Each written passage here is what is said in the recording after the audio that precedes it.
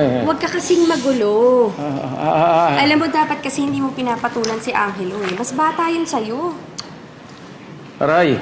Ouch! Bakit? Ouch! Masakit ba? Oo, dito. Grabe naman yung mga sinasabi mo. Mas masakit dito kaysa dyan. Ininsulto mo ko. Ano, porque mas bata siya, di mas magaling siya sa akin. Okay mo, sino nanalo sa aming dalawa? Parang si Angelo, kasi ikaw yung sugatan ngayon. Hindi. Parang ako. Dahil magkasama tayo ngayon. Diba? Teka nga muna, sino ba kasi talaga nagsimula ng gulo? Siya. Anong ginawa mo? Right. Anong sinabi mo? Hindi siya. Bakit? Napikon siya. Ano sinabi ko? Sabi ko, ang katotohanan. Ano? Mahal mo pa rin ako.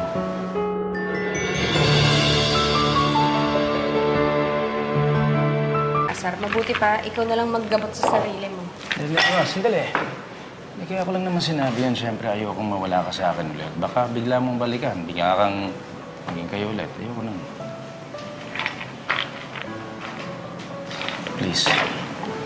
Bigyan mo naman ako ng chance.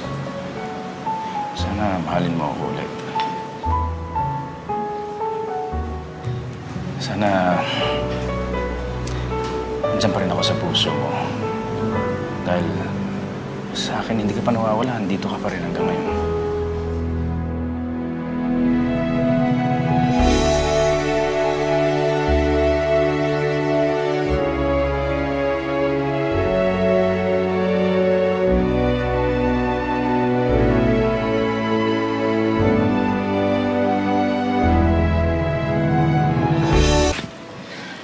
Sorry, Ron.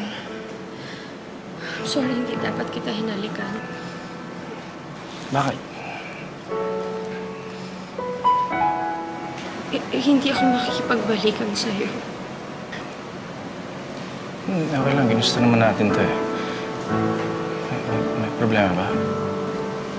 That's why I'm saying sorry. Ayoko ma-misinterpret mo yung halik ko. That's not what I want right now. Hindi kita maintindihan, Emma. Hindi mo na ba ako mahal? You have to go. Kailangan ko na rin magpahinga.